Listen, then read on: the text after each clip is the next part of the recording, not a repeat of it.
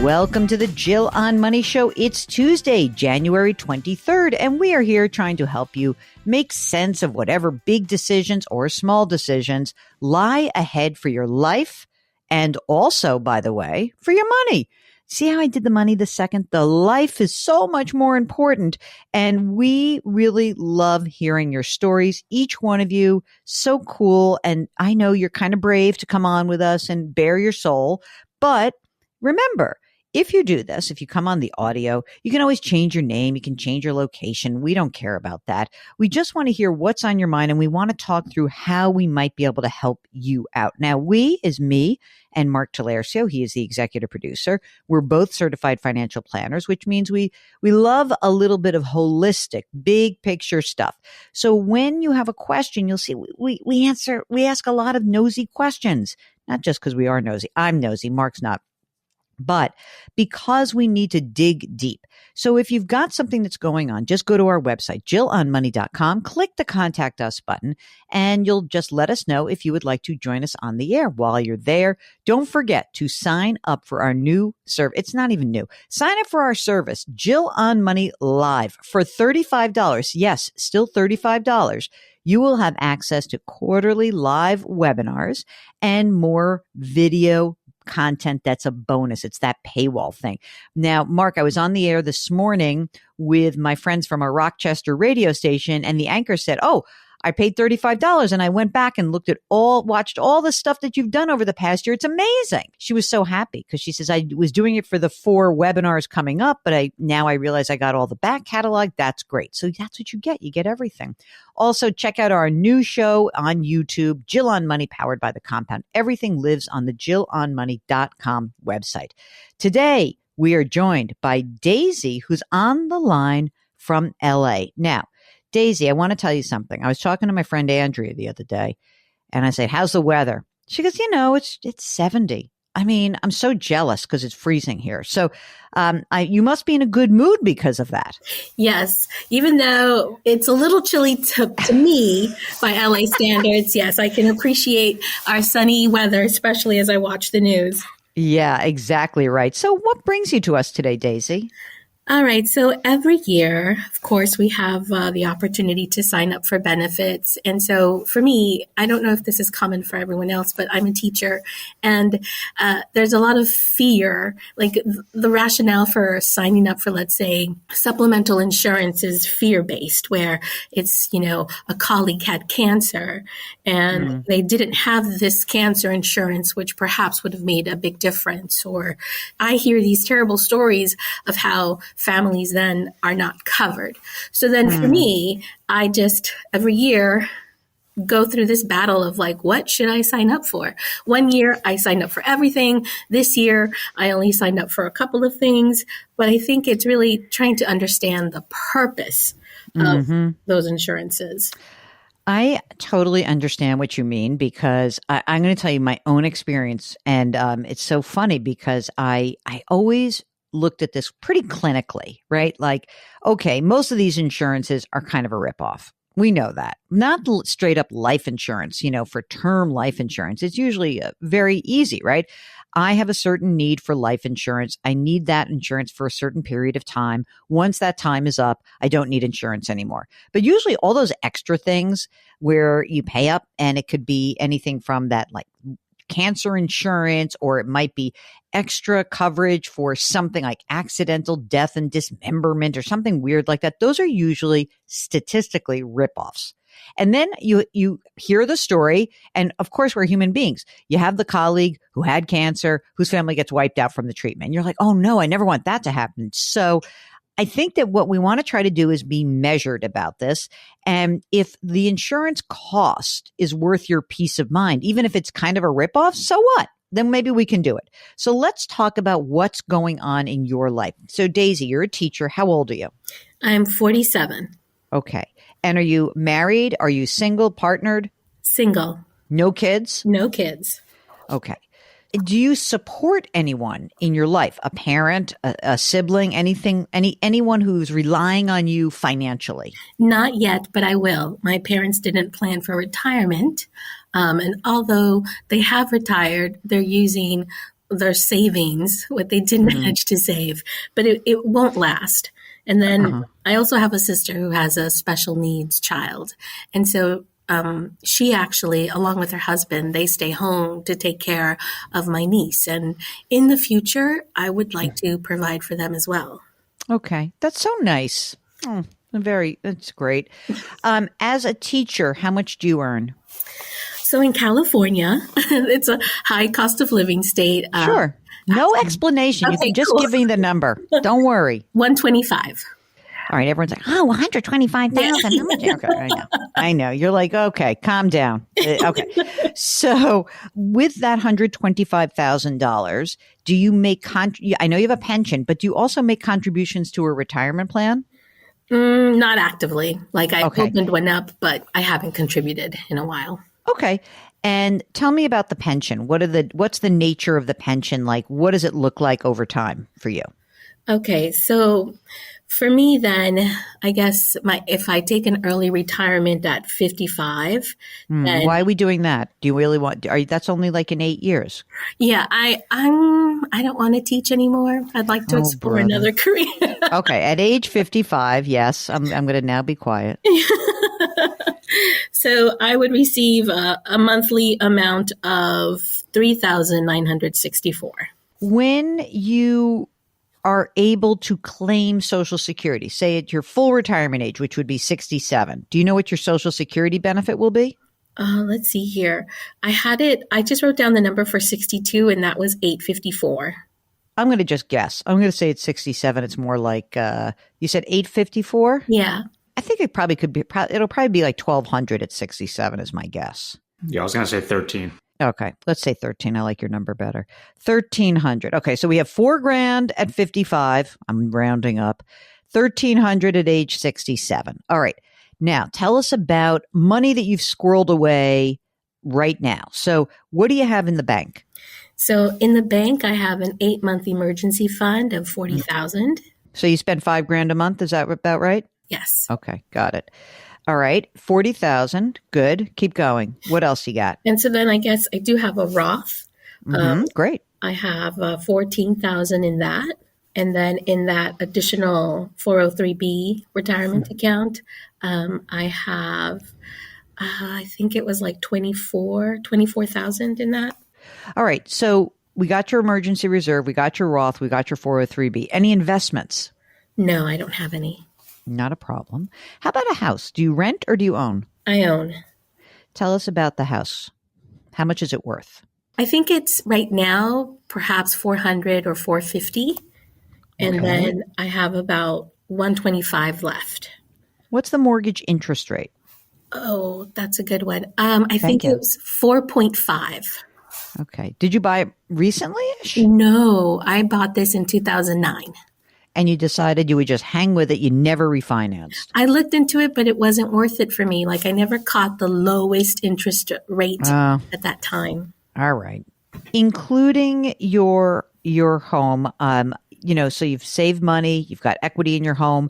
If you were to retire at age 55, would you be willing to work for, another 10 or 12 years doing something else? Yes, that's what I would like to do. Okay. So I don't know what you teach, but could I rely on you to maybe bring in what amount of money from age 55 to 67? Could you bring in 20, 30 grand? Are we talking about another full-time job or a part-time? No, full-time. And I want to launch a new career for myself. Do we have any idea what that career would be? My master's is in instructional design. So designing online courses or also designing web applications. So so you can make some money doing that, right? I'm trying to. It's just hard right now. Well, you have a full-time job, so it's hard. So over the next 8 years, do you feel comfortable if I looked at these numbers to say, you know what, I will be able to make $2,000 or $3,000 a month? Oh, do you feel like you could no problem. You can do that. $3,000 a month, I could make it work. Okay. So now, are your parents nearby? Yes. They only live about 20 minutes away. Okay. Is there any discussion about how old are they? I don't know. Would they move in with you or what do you think? So dad is 67. Mom is so young. Oh, I forgot you're young. I hate you right now. All right. Dad is 67. Mom? Mom is 66. I have a condo, so it would be too small. I think Okay. I'd have to like move into their place. They own their home? They're still paying their home. No. You know what I mean. They are homeowners with a mortgage. Yes. Okay. How much is their house worth? I think it's about $750. Your parents' home is worth $700 to $750. You have any idea what the mortgage is that remains? Oh, I do. It's $255. Do you know the interest rate? Oh, they did a nice job with their interest rate. Tell me. I think it's like maybe 3%. Oh, great. Okay. So they're retired, and how are they supporting themselves? They both claim Social Security. Is there a pension? What's going on for them? So my mom is still working full time. She'd like to retire in about 6 to 9 months. And then my dad is collecting Social Security. You're just worried that they don't have a nest egg on which, like, they're spending money down right now. Mom retires, that they're not going to just live on Social Security. They're going to blow through all their money. Is that your concern? Correct. Yes. Okay. And would it be weird for you to move in with them, or would you be okay with that eventually? No, it's weird. I'm sorry. I feel the same way.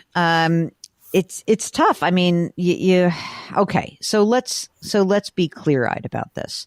For today, let's first talk about you.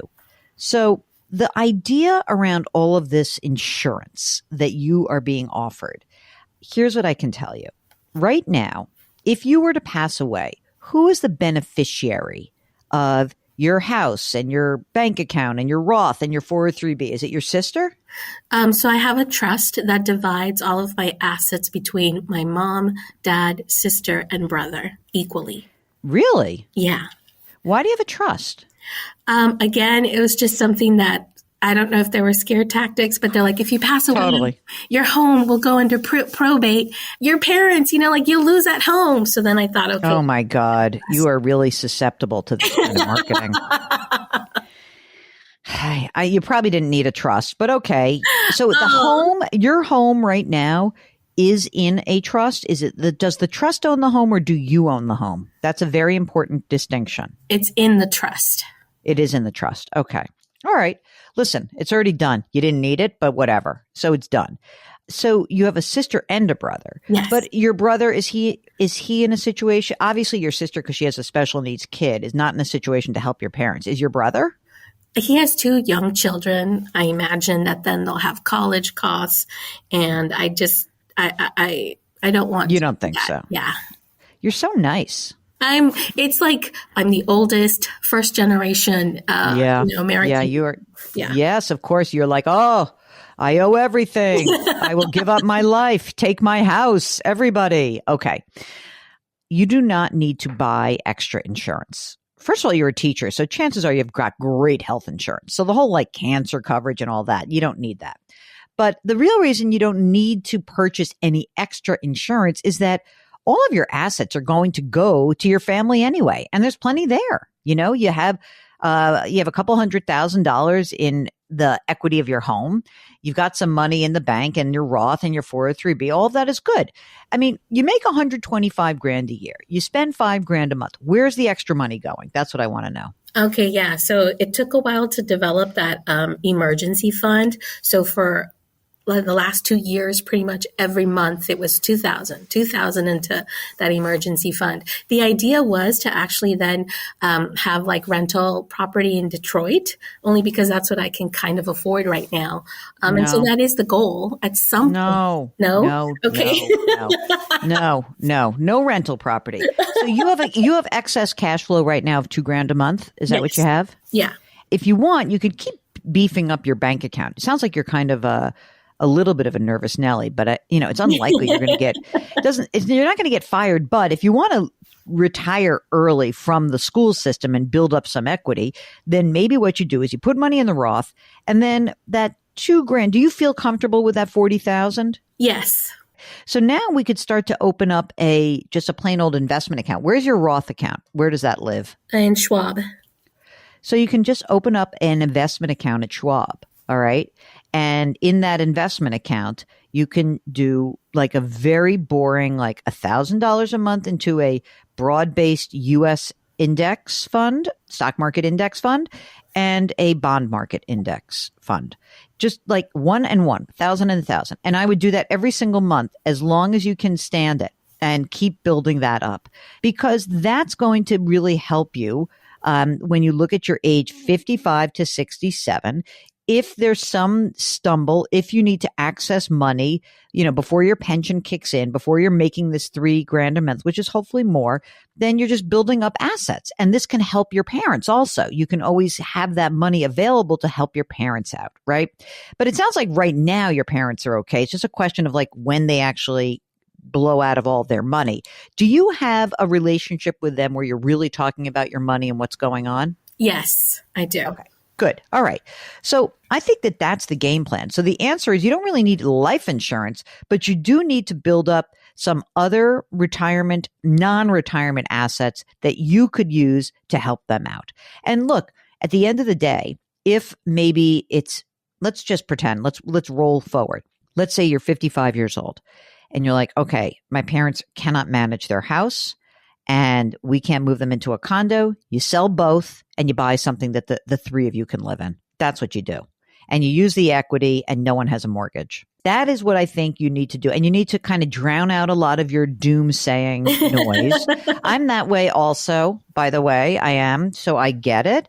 But it's, we still have to be smart about this. You don't spend a ton of money. The fact that you have your parents to worry about. So I think priority wise, just as you look at when you tell us the story, obviously securing your parents is number one.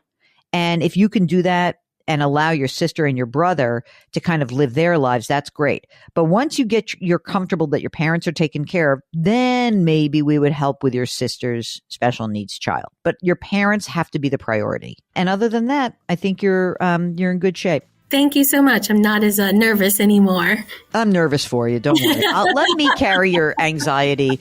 If you are like Denise and you've got just a lot going on in your family and you need some help and you want some guidance, just give us a shout. Go to JillOnMoney.com, click the Contact Us button, and let us know if you would be willing to come on the air. While you're there, don't forget, sign up for the free weekly newsletter. Comes out every single Friday. And you can see all of our content lives on the website. Don't forget, you can subscribe to this show on the Odyssey app or wherever you find your favorite podcasts. Please leave us a rating and review wherever you listen. Do me a favor, lift someone up. Change your work, change your wealth, change your life. Thank you for listening, and we'll talk to you tomorrow.